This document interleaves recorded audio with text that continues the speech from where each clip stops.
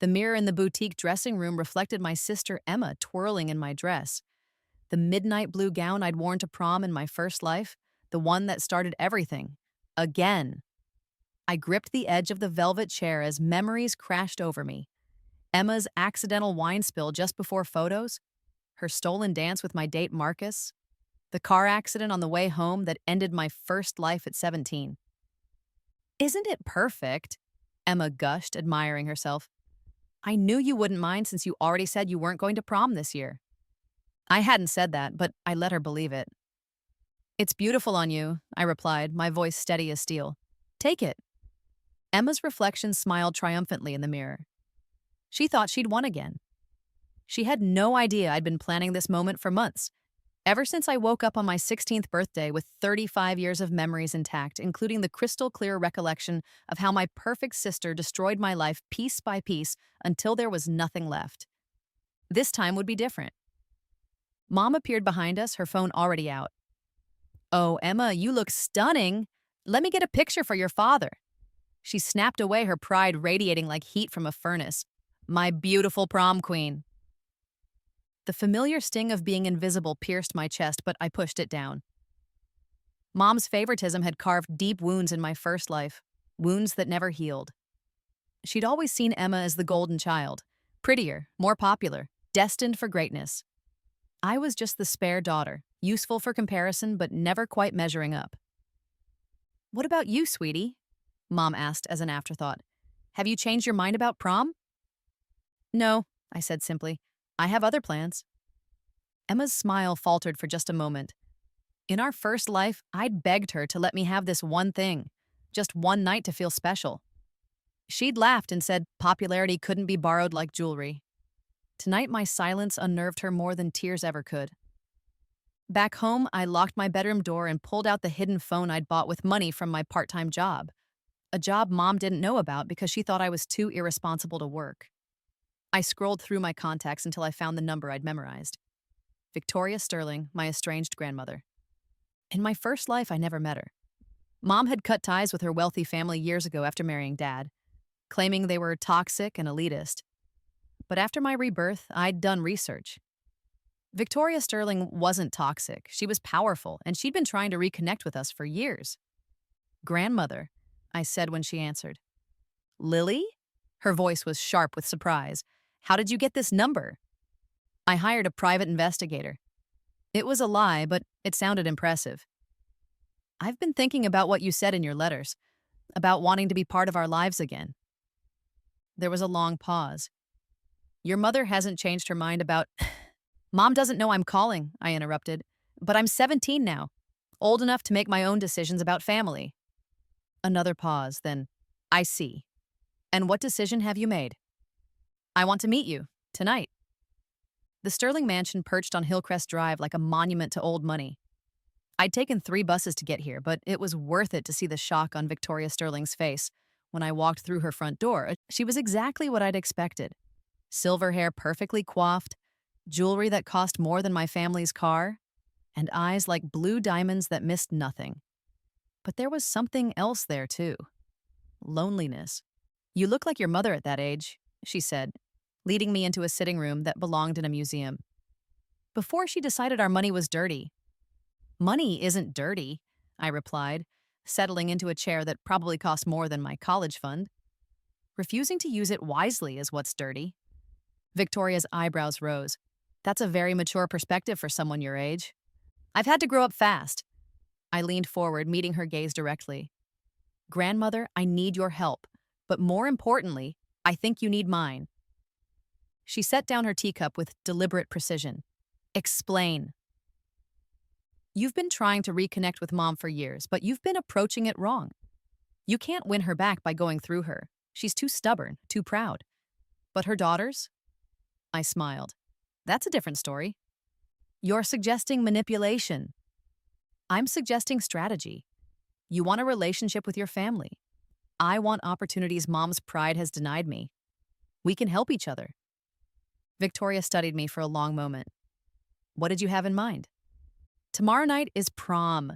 Emma's going in a dress she thinks will make her the center of attention. But what if someone else stole her spotlight completely? And what would you need from me? I pulled out my phone and showed her a photo I'd saved months ago. There's a designer in the city who creates one-of-a-kind gowns. This particular dress costs more than most people's cars. I want to arrive at prom in a car that makes every head turn with an entrance no one will ever forget. Victoria's smile was sharp as a blade. You want to destroy your sister? I want to level the playing field, I corrected. Emma's always had every advantage handed to her. Tomorrow night, I want people to see what happens when I get the same treatment. She leaned back in her chair, considering. And afterward? Afterward, you'll have a granddaughter who's grateful for your support. Someone who can bridge the gap between you and mom, slowly and carefully. Someone who understands that family isn't just about blood. It's about showing up when it matters. Victoria picked up her phone. I'll make some calls. The next morning brought chaos. Emma couldn't find her pearl earrings, the ones that perfectly matched her dress. Mom tore the house apart searching while Emma had what I privately called one of her princess meltdowns. They were right here yesterday, Emma wailed, mascara streaking down her cheeks. This is a disaster. I appeared in the doorway holding a small jewelry box. Are these what you're looking for? Emma's face lit up. You found them. Where were they? In your jewelry box behind your other earrings. I'd hidden them there at 3 a.m., but she didn't need to know that. Here, let me help you put them on. As I fastened the earrings, Emma caught my eyes in her vanity mirror. Thank you, Lily. I know we don't always get along, but I'm glad you're not upset about the dress. For a moment, she looked genuinely grateful, almost vulnerable. It was the same expression she'd worn right before she spilled wine on my dress in our first life. Right before she apologized with tears in her eyes and claimed it was an accident. You look perfect, I told her, and meant it. She did look perfect, perfectly set up for the fall that was coming. Marcus arrived at 6:30 in his father's BMW, looking every inch the golden boy in his tailored tuxedo. He'd been Emma's date in our first life too, until he became my boyfriend in college. Until Emma seduced him away during our engagement party, claiming she'd always loved him and couldn't bear to watch him marry the wrong sister. Wow, Emma, he said, offering her his arm. You look incredible. She beamed, her earlier tears forgotten. Thank you. Lily helped me get ready. Marcus glanced at me for the first time, his gaze dismissive. Not going to prom, Lily? I have other plans, I said, watching them pose for Mom's endless photos. That's too bad, he replied without meaning it. Maybe next year. There wouldn't be a next year, not for us. After they left, I retreated to my room and began my own transformation.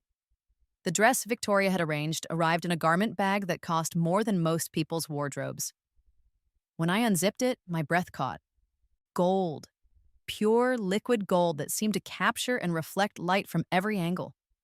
The design was simple but devastating, a classic silhouette that would photograph beautifully while making everything else in the room look ordinary by comparison.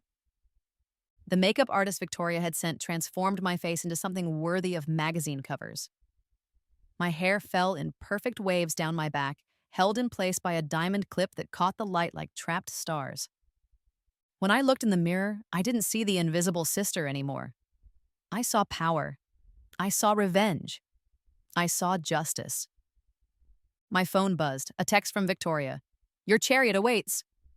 Through my bedroom window, I watched a gold Rolls-Royce pull up to our house. Not rented, purchased.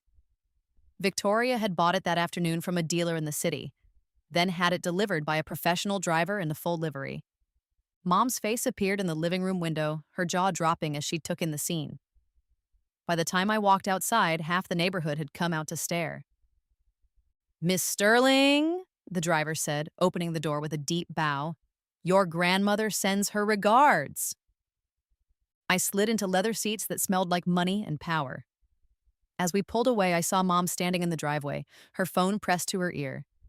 Probably calling Dad at work, trying to figure out what was happening. The Sterling Academy gym had been transformed into a winter wonderland, complete with fake snow and twinkling lights. Students clustered in groups, showing off dresses and tuxedos, their voices high with excitement and nervous energy. Emma held court near the entrance, surrounded by friends who praised her dress and took selfies. Marcus stood beside her, looking every inch the prom king he'd eventually be crowned. Then the music stopped. The gold Rolls Royce pulled up to the front entrance just as the sun was setting, casting everything in warm amber light. The driver stepped out first, opening my door with theatrical precision.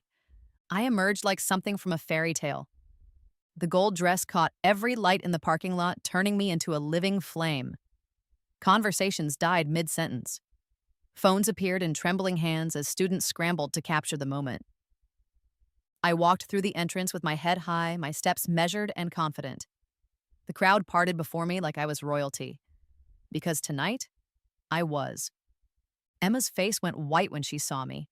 Her mouth opened and closed like a fish gasping for air. The dress that had made her feel like a princess suddenly looked ordinary, mass-produced, forgettable. "Oh my God," someone whispered. "Is that Lily Sterling?" Sterling. I liked the sound of that.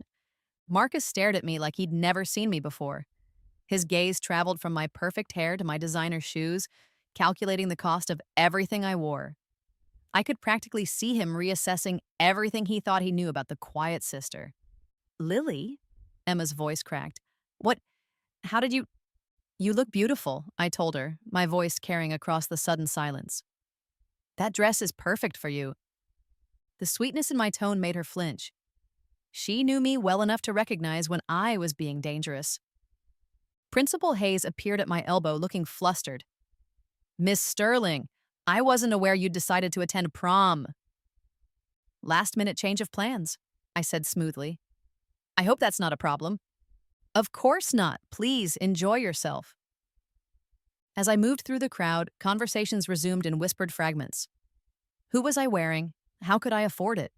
Where had I been hiding? The questions followed me like perfume. I accepted a cup of punch from a server and surveyed the room with new eyes. In my first life, I'd been invisible here. The sister who stayed home, who wasn't worth noticing. Now, I was the center of attention, and it felt intoxicating. "Lily!" Emma appeared beside me, her smile strained.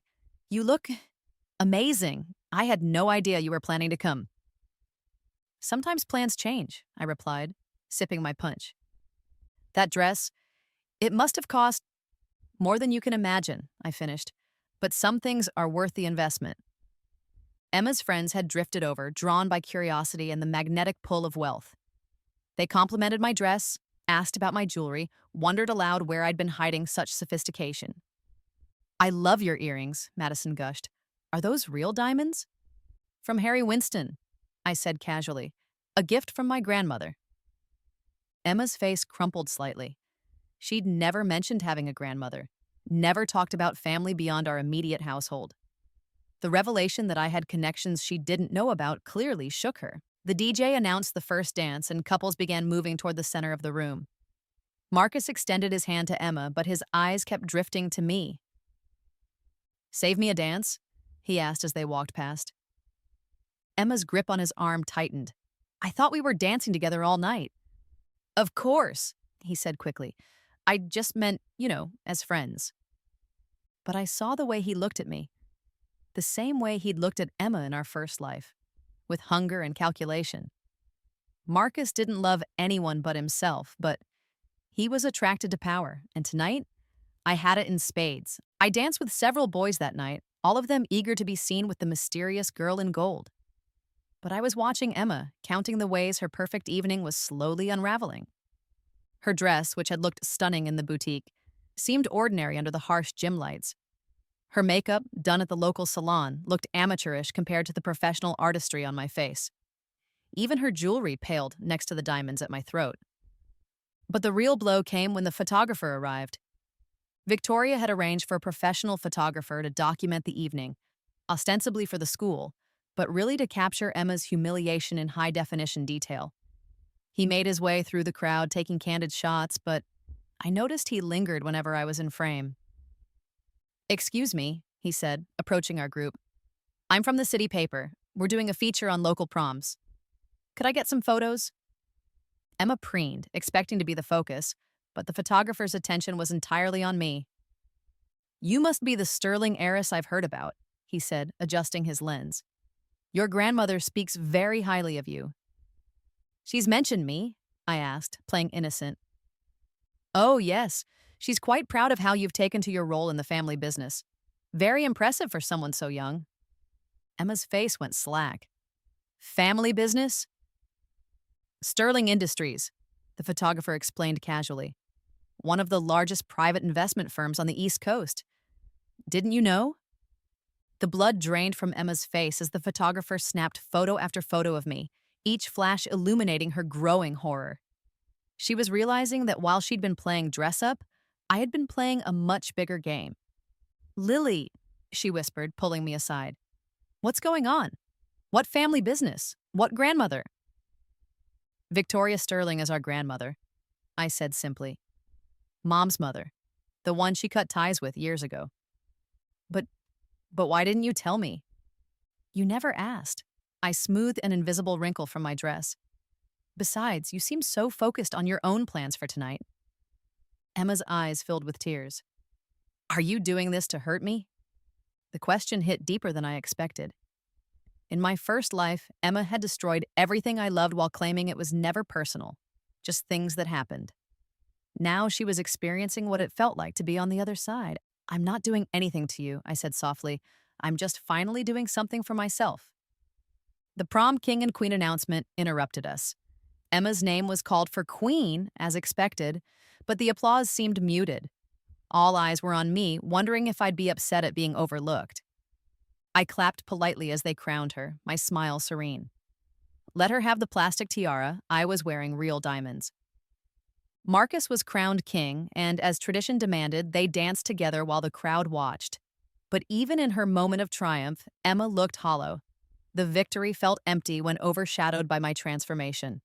As the evening wound down, students began taking final photos and making plans for after-parties. Emma's friends gathered around her, but their attention kept drifting to me. The power dynamic had shifted, and everyone could feel it. Lily, Marcus approached as I was preparing to leave. Could I talk to you for a minute? We stepped outside onto the decorated patio, away from the noise and lights. The gold Rolls-Royce waited in the parking lot like a promise of escape. I owe you an apology, he said, his charm turned up to maximum wattage. I never really paid attention to you before. That was my mistake. Yes, it was. I kept my voice neutral, unimpressed by his sudden interest. I was wondering, maybe we could grab coffee sometime? I'd love to hear more about your grandmother's business. There it was.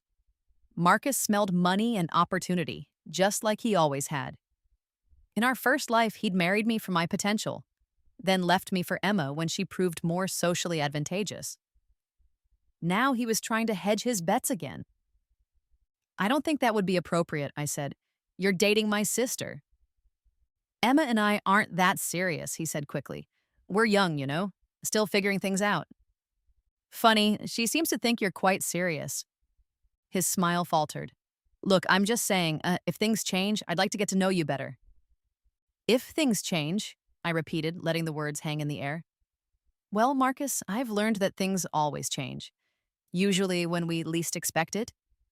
He frowned, unsure how to interpret my response. Before he could say more, the driver appeared at my elbow.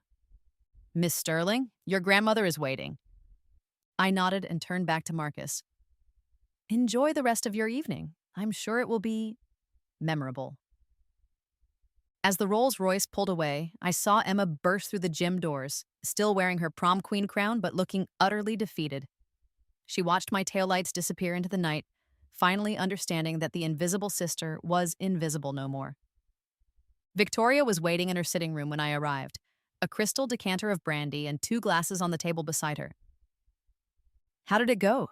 She asked, pouring amber liquid into both glasses. Exactly as planned. I accepted the brandy, feeling sophisticated and dangerous. Emma's beginning to understand that the world is bigger than she thought. And your mother? She's been calling my phone all evening. I'll deal with her tomorrow. Victoria smiled approvingly. You handled yourself well tonight. But this was just the opening move. Are you prepared for what comes next? I thought about Emma's tears, Marcus's calculating interest, the way everyone had looked at me like I was someone new. The power was intoxicating, but it came with responsibility. What did you have in mind? Your mother cut me out of her life 20 years ago because she thought I was trying to control her choices. Perhaps it's time she learned that some choices have consequences that echo across generations. You want me to choose between them and you. I want you to choose your own future, but I think you'll find that future is brighter when it includes family who recognizes your worth. I sipped the brandy, feeling it burn down my throat like liquid courage. And Emma, your sister will learn that being handed everything makes it easy to lose everything. Perhaps that lesson will humble her. Perhaps it will destroy her. That depends on how strong she really is. The cruelty in Victoria's voice should have disturbed me. In my first life, I would have been horrified by such calculated manipulation. But I'd learned that kindness was often repaid with betrayal, that mercy was seen as weakness. When do we begin? I asked. Victoria's smile was sharp as winter. We already have. The confrontation with Mom came at breakfast the next morning. She sat at the kitchen table with her laptop open, newspaper clippings scattered around her coffee cup, her face a mask of controlled fury. Sit down, Lily. I poured myself orange juice and took the chair across from her, my movements deliberately casual. I've been doing research on Victoria Sterling, Mom said, her voice tight. Apparently she's quite wealthy, quite influential, quite interested in reconnecting with family. Is she? I kept my tone neutral. Don't play innocent with me. I know you've been in contact with her. I know she paid for that dress, that car, that photographer. Mom's voice rose with each accusation. What I don't know is why my daughter would go behind my back to contact a woman who tried to ruin my life. Maybe because you never told me I had a grandmother who was alive. I didn't tell you because she's toxic. She's manipulative, controlling. She's family, I interrupted. And she's been trying to reconnect for years while you've been too proud to forgive whatever happened between you. Mom's face went pale. You don't understand what she did. Then explain it to me. I leaned forward. Tell me why you cut your own mother out of your life. Tell me why Emma and I grew up thinking we had no extended family. Tell me why you've been working 2 jobs to pay for things when there was help available. The silence stretched between us like a canyon. Mom's hands trembled as she reached for her coffee cup. She wanted to control everything, she finally whispered. My education, my career, who I married, where I lived. When I fell in love with your father, she threatened to disinherit me unless I broke up with him. She said he wasn't good enough for a Sterling. And you chose him. I chose love over money. I chose freedom over control. Mom's eyes filled with tears. I thought I was protecting you girls from her influence. You were protecting us from opportunity. Money isn't everything, Lily. Tell that to Emma. I stood up, my chair scraping against the floor. Tell that to yourself when you're working overtime to pay for her college. Tell that to Dad when he's stressing about the mortgage. Victoria Sterling has conditions on everything she gives. There's always a price. There's always a price for everything, Mom. At least with grandmother, the terms are clear.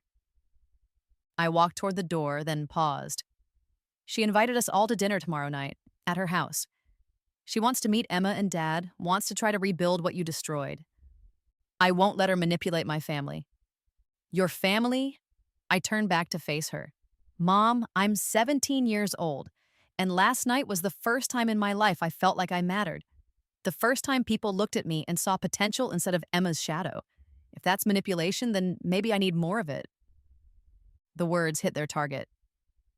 Mom flinched like I'd slapped her, finally understanding the damage her favoritism had caused. I never meant for you to feel invisible, worthless, like a consolation prize. I shook my head. It doesn't matter what you meant. It matters what happened. I left her sitting at the kitchen table, surrounded by the evidence of my betrayal and her own failures. Emma's reaction was different, but equally satisfying. She cornered me in the hallway at school, her face flushed with anger and humiliation. Everyone's talking about you, she hissed. About your dress, your car, your mysterious family connections. Do you have any idea how embarrassing this is for me? Why would my success be embarrassing for you? Because you made me look like a fool. Everyone's asking why I didn't know about our grandmother, why I was wearing a cheap dress while you looked like royalty. Her voice cracked. They're saying I'm not even the prettiest sister anymore. The admission hung between us like a confession. Emma's entire identity was built on being the beautiful one, the popular one, the sister who got everything handed to her. The possibility that I might surpass her in any way threatened her very sense of self. You are beautiful, I said gently, but beauty isn't everything. Easy for you to say now that you have money. I always had potential, Emma. I just never had the resources to show it. She stared at me with something that might have been recognition. For a moment, I thought she might apologize, might acknowledge the years of casual cruelty and thoughtless superiority. Instead, she straightened her shoulders and lifted her chin. Well, don't get too comfortable. Money can't buy everything, and it definitely can't buy the kind of relationships I have. She was wrong, of course. Money could buy almost anything, including loyalty, but I didn't correct her. She'd learn soon enough. The dinner at Victoria's mansion was a carefully orchestrated performance. Dad wore his best suit, but still looked uncomfortable in the palatial surroundings. Mom sat rigid with barely controlled tension. Emma tried to charm Victoria with the same techniques that worked on everyone else, but our grandmother was immune to pretty smiles and empty flattery. Tell me about your plans for college, Victoria said to Emma over the soup course. I've been accepted to State University, Emma replied brightly. I'm thinking about majoring in communications, or maybe psychology. Victoria's tone suggested mild disappointment. And your scholarships? Emma's smile faltered. Well, I'm still waiting to hear about financial aid. I see, Victoria turned to me. And you, Lily? What are your academic plans? I've been accepted to several schools, I said. But I'm leaning toward Columbia. They have an excellent business program, and I think it would complement my work with Sterling Industries. Mom's fork clattered against her plate. What work with Sterling Industries? Victoria smiled serenely. Lily's been assisting with some of our charitable initiatives. She has quite a head for strategy and organization. I've been thinking about creating an internship program for exceptional young people. How wonderful, Dad said, always eager to keep peace. That sounds like a great opportunity. Of course, such programs require significant commitment, Victoria continued. The students we select become part of the Sterling family in a very real sense. We invest in their education, their development, their future success. The implications hung in the air like smoke. Emma was being offered nothing. I was being offered everything. What kind of commitment? Mom asked, her lawyer instincts finally kicking in. Full engagement with family business and social obligations, regular presence at important events, a willingness to represent Sterling interests in appropriate venues. Victoria's eyes glittered. In exchange, full tuition coverage for undergraduate and graduate education, living expenses, and eventual placement in leadership positions within our organization. Dad whistled softly. That's incredibly generous. It's an investment, Victoria corrected. We only make such offers to family members who demonstrate exceptional potential. Emma's face had gone through several shades of red during this exchange. What about me? She finally burst out. I'm family too. Of course you are, dear. Victoria's smile was poisonously sweet. And I'm sure you'll do very well at State University. Some young people are better suited to more traditional paths. The dismissal was devastating. Emma looked like she'd been slapped, her confidence crumbling in real time. I think we should discuss this as a family, Mom said firmly, before any decisions are made. Naturally, Victoria agreed, but I should mention that the opportunity is somewhat time-sensitive. Columbia's orientation begins in 6 weeks. The drive home was silent except for Emma's quiet crying in the back seat. Mom stared straight ahead, her knuckles white on the steering wheel. Dad kept glancing between them, clearly out of his depth. We need to talk, Mom said as soon as we were inside. We gathered in the living room, the same space where I'd been invisible for 17 years. Now I sat in the center, the focus of everyone's attention. Lily, Mom began carefully, I understand that you're excited about these opportunities, but I need you to understand what accepting your grandmother's offer really means. It means I get to go to college without drowning the family in debt, I replied. It means I get to build a future instead of struggling to survive. It means you become her property, Mom shot back. It means every decision you make has to be approved by her. It means you lose the freedom to choose your own path. As opposed to the freedom I have now, the freedom to be ignored, overlooked, and treated like Emma's less important sister? Dad winced. Lily, that's not fair, isn't it? I turned to face him. When's the last time you asked about my grades? When's the last time you came to one of my academic competitions? When's the last time you took a picture of me instead of Emma? The questions hung in the air like accusations. Dad opened his mouth to respond, then closed it again. Your father and I love you both equally, Mom started. No, you don't. The words came out flat and certain. You love the idea of loving us equally. But Emma gets the attention, the praise, the resources. I get the leftovers. Emma had stopped crying and was staring at me with something that might have been recognition or fear. This is what she does, Mom said desperately. Victoria turns family members against each other. She finds the weak spots and exploits them. The weak spots were already there, I pointed out. She's just offering me a way to heal them. By abandoning your family? By joining the family that actually wants me. The silence that followed was deafening. I could hear the air conditioning humming, the neighbor's dog barking, the sound of my own heart beating with righteous anger. Fine, Mom said finally, if that's what you want. But don't come crying to me when you realize what you've given up. She stood and walked out of the room, her footsteps echoing down the hallway. Dad followed after a moment, leaving me alone with Emma. You're really going to do it, she said quietly. You're really going to leave.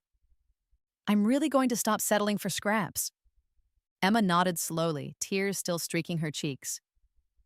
I never thought about how it felt to be you. No, I agreed, you never did. Maybe we could try again? Be better sisters? For a moment, I felt a flicker of the old Lily, the one who would have grabbed onto that offer with both hands and pretended the past didn't matter. But that Lily was gone, burned away in the fire of my first death and reborn in the gold of my second chance. Maybe, I said, but not as long as you think being better means I should settle for less.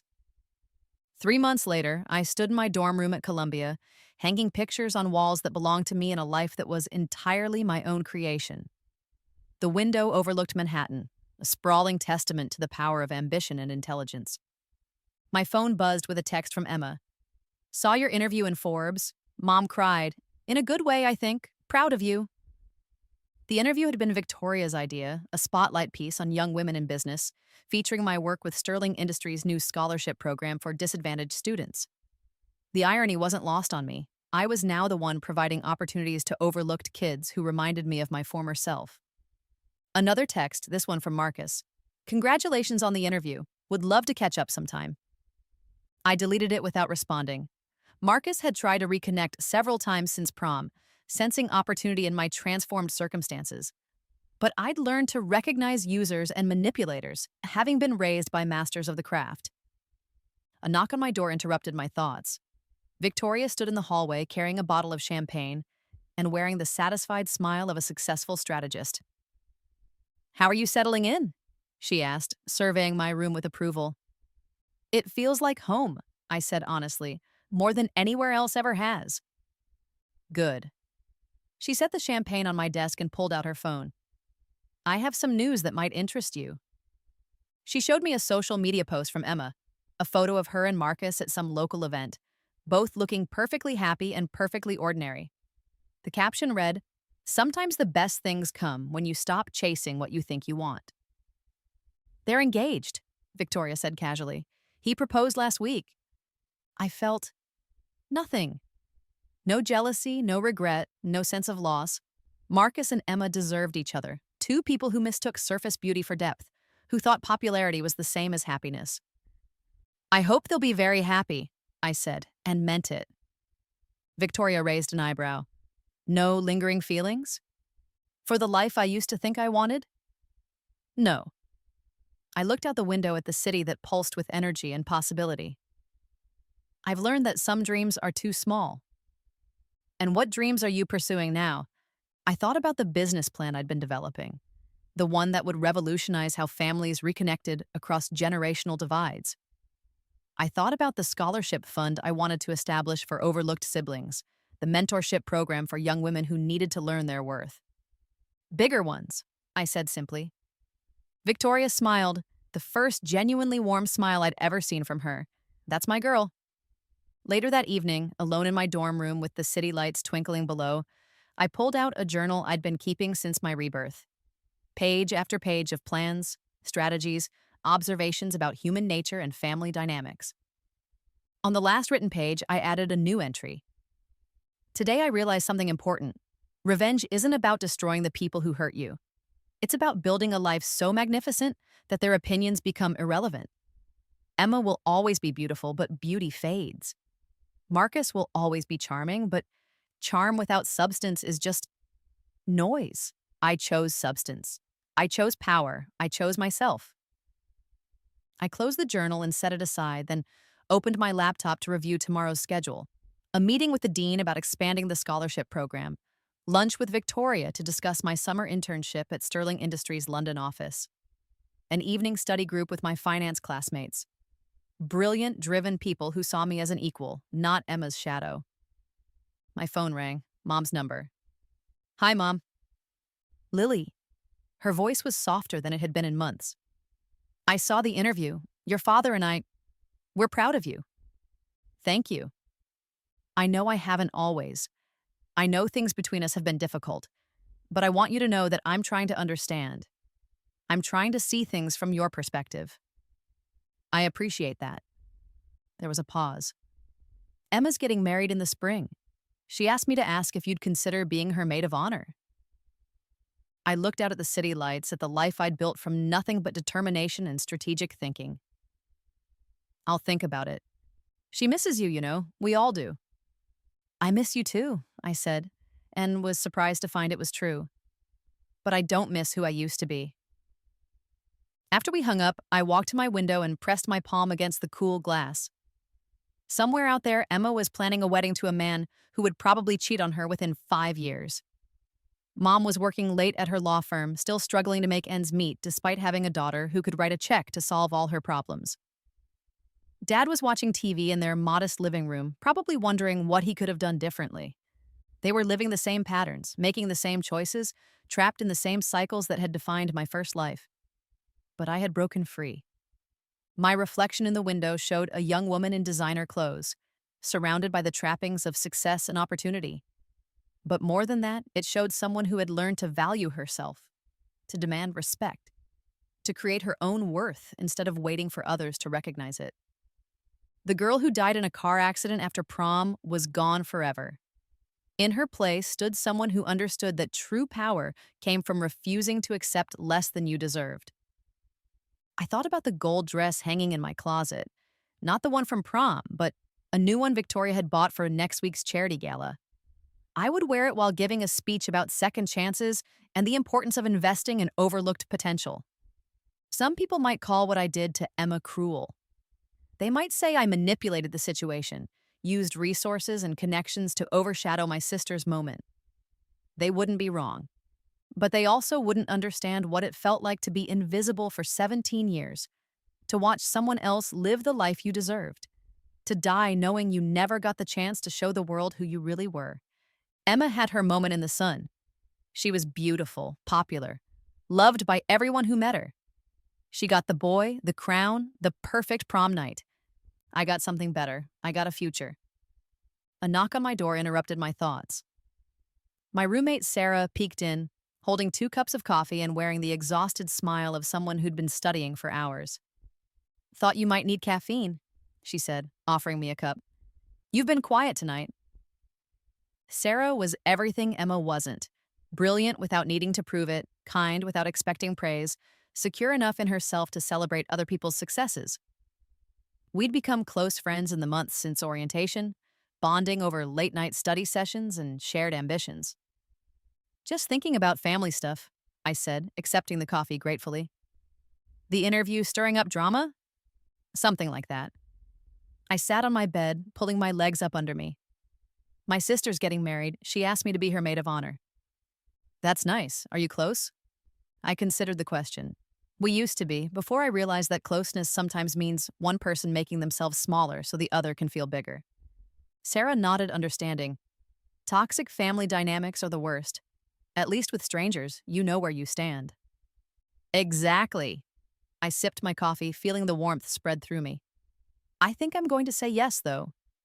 Really? Why? Because I want to see who I am now when I'm around them.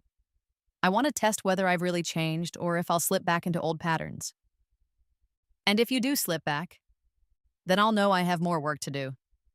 Sarah grinned. You're going to be fine. I've seen you in action, remember? You don't back down from challenges. After Sarah left, I opened my laptop and began typing an email to Emma. Dear Emma, I would be honored to be your maid of honor. I think it's time we had a real conversation about who we were, who we are, and who we want to be to each other going forward. Love, Lily. I hit send before I could second guess myself. The response came within minutes. Thank you, I was afraid you'd say no. I know I have a lot to make up for. Can we start over? I typed back, we can start fresh, but starting over implies going back to something that worked before. I'd rather build something new. I'd like that too. 6 months later, I stood in a bridal boutique watching Emma try on wedding dresses. She looked beautiful, of course. She always did. But there was something different about her now, something more grounded. What do you think? She asked, turning to model a simple but elegant gown. It's perfect, I said honestly. Very you. The real you mean, not the me I thought I had to be. We'd had many conversations like this over the past months. Conversations about identity and expectation, about the pressure to be perfect, and the freedom that came from accepting yourself as flawed but valuable. Emma had broken up with Marcus 3 weeks after their engagement, finally recognizing him for what he was. A beautiful surface with nothing underneath. She was marrying David now, a quiet teacher who saw her intelligence as more attractive than her beauty. I owe you an apology, she said, as the shop assistant bustled around adjusting the dress. For years of apologies, actually. We've talked about this. No, let me say it. She turned to face me directly. I was cruel to you. I took advantage of Mom and Dad's favoritism. I made you feel invisible because it made me feel special. And the worst part is, I did it all while telling myself I was just naturally better, like it wasn't a choice. I met her eyes in the mirror. You were a kid, Emma. We both were. That's not an excuse, and what I did at your prom in our first life. She shuddered. I can't believe I was that person. You're not that person anymore. Neither are you. She smiled, but it was tinged with sadness. Sometimes I look at you now and I barely recognize my sister. You're so confident, so sure of yourself. It's like you became someone completely different. Maybe I just became who I always was underneath, I said, when I had the resources and support to show it. Emma nodded slowly. Victoria was right about one thing. You did have exceptional potential. I just couldn't see it because I was too worried about protecting my own position. The shop assistant returned with a veil, placing it carefully on Emma's head. In the three-way mirror, we looked like what we'd always claimed to be, sisters. But now it felt real instead of obligatory. I'm proud of you, Emma said quietly, for everything you've accomplished, for who you've become, for giving me another chance when I didn't deserve it. We all deserve second chances, I replied. Some of us just have to fight harder to get them. That evening, I sat in Victoria's study, reviewing the final details for the scholarship foundation I'd been developing. We'd decided to call it the Second Chance Initiative, a program for young people who'd been overlooked, underestimated, or written off by the systems that were supposed to support them. The board approved the funding, Victoria said, settling into the chair across from me. $5 million to start, with the potential for expansion based on results. Thank you. I looked up from the papers spread across the desk. This wouldn't have been possible without your support. You would have found another way. You're resourceful like that. Victoria poured herself a brandy. Your mother called me today. Oh? She wants to have lunch, to talk. Victoria's smile was wry. Apparently, watching you succeed has made her reconsider some of her assumptions about family and forgiveness. Are you going to say yes? I think so. We're both older now, presumably wiser. And we both love you, even if we've shown it in different ways.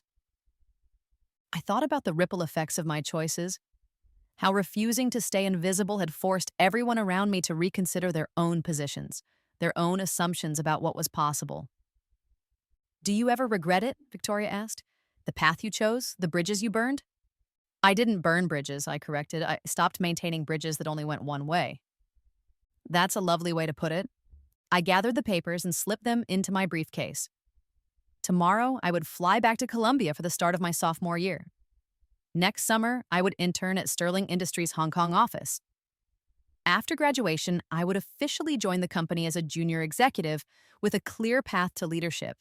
But more than that, I would continue building a life that reflected my values, my ambitions, my refusal to accept less than I deserved.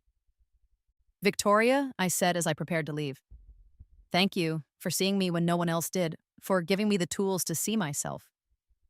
Thank you for proving that my investment was worthwhile. She raised her glass in a toast. To second chances and the wisdom to take them. As I drove back to my apartment that night, I passed the high school where it all began, where Emma had stolen my dress and my date, where I died believing I would never matter. The building looked smaller than I remembered, less significant. My phone buzzed with a text from Sarah. Ready for sophomore year? I have big plans for our study group. Another from Emma. Thank you for today. Having you as my maid of honor means everything to me. And one from Mom. Your dad and I are having dinner with Victoria next week. Maybe we can all get together soon? I'd like to try again. I pulled over and looked at myself in the rearview mirror. The girl looking back was confident, successful, surrounded by genuine relationships built on mutual respect, rather than obligation or manipulation. She was everything the invisible sister had dreamed of becoming. I thought about the gold dress in my closet, the one I would wear to Emma's wedding. Not as a weapon this time, but as armor. Protection against the temptation to make myself smaller for other people's comfort. I thought about the scholarship recipients who would receive their acceptance letters next month. Young people who would get the chance to discover their potential instead of hiding it. I thought about the future spreading out before me like an open road, full of possibilities I would create, rather than opportunities I would wait for others to offer.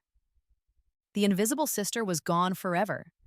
In her place stood someone who understood that true power came not from destroying those who hurt you, but from refusing to let their limitations define your possibilities, and some might call it revenge. I preferred to think of it as justice, the kind of justice that came from finally completely choosing yourself.